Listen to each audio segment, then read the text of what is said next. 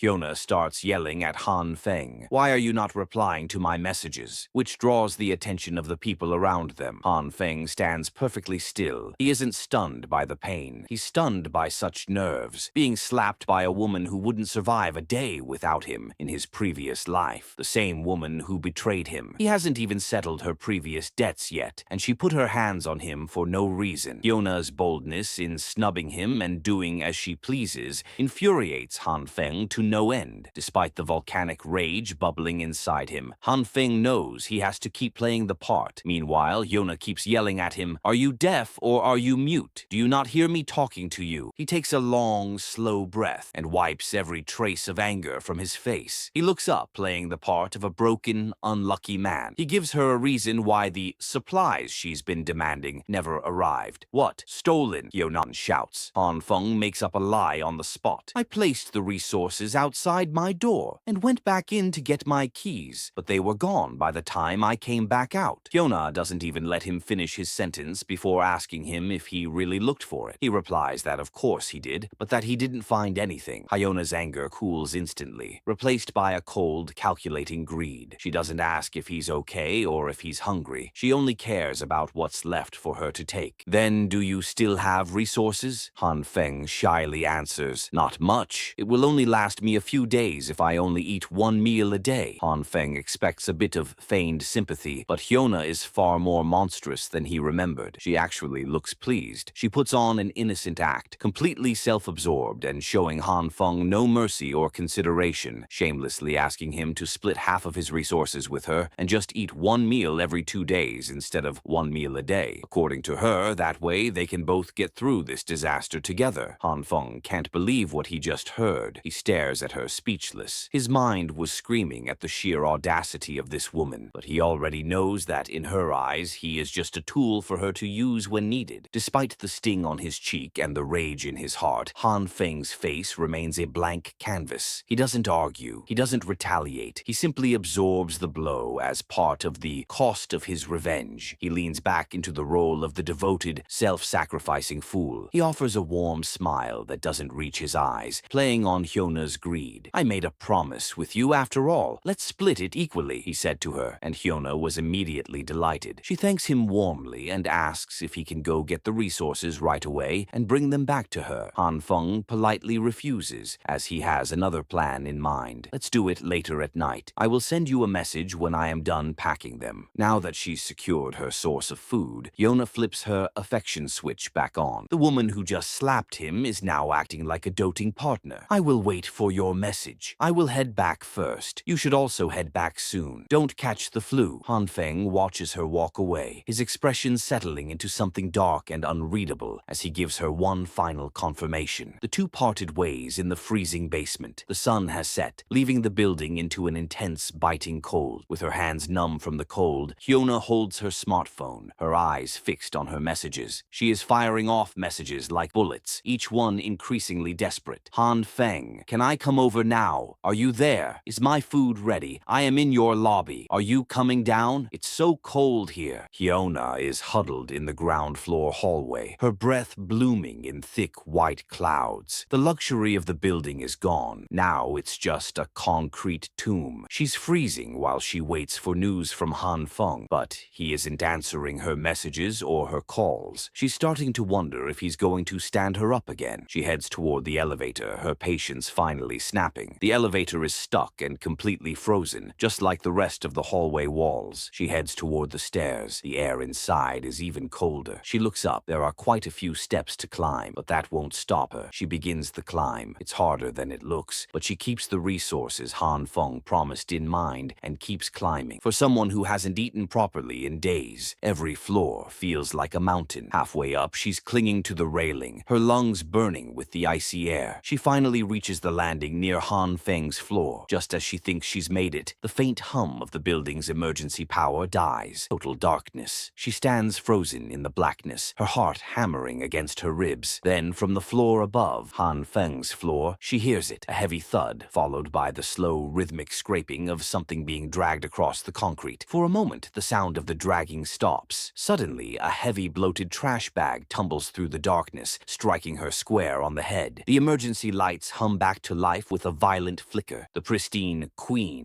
is gone. In her place is a woman covered in grime, old peels, and white powder. Han Feng appears before her, looking perfectly clumsy and exhausted. He apologized, saying he had fallen asleep, but as soon as he saw her messages, he came running down with the resources. He didn't expect the lights to suddenly switch off. Because of that, he bumped into a railing, which is why he dropped the flower. But Hyuna isn't even interested in his apologies. She even started yelling at him, "Are you a pig? You can't even do such a normal thing properly. So disgusting." Han Feng hides his satisfaction behind a stuttering apology. But all of this is just a setup he has specially prepared for her. He hands her another bag, identical to the trash that just hit her. "Here, these are my remaining resources." Hyuna opens the bags with trembling, frozen fingers. Her face falls as she sees the moldy, blackened remains of old food. She takes a chunk of meat out of the bag. It looks a lot like the meat used in Han Feng's failed experiments. "Aren't all of these already moldy? They look like trash,"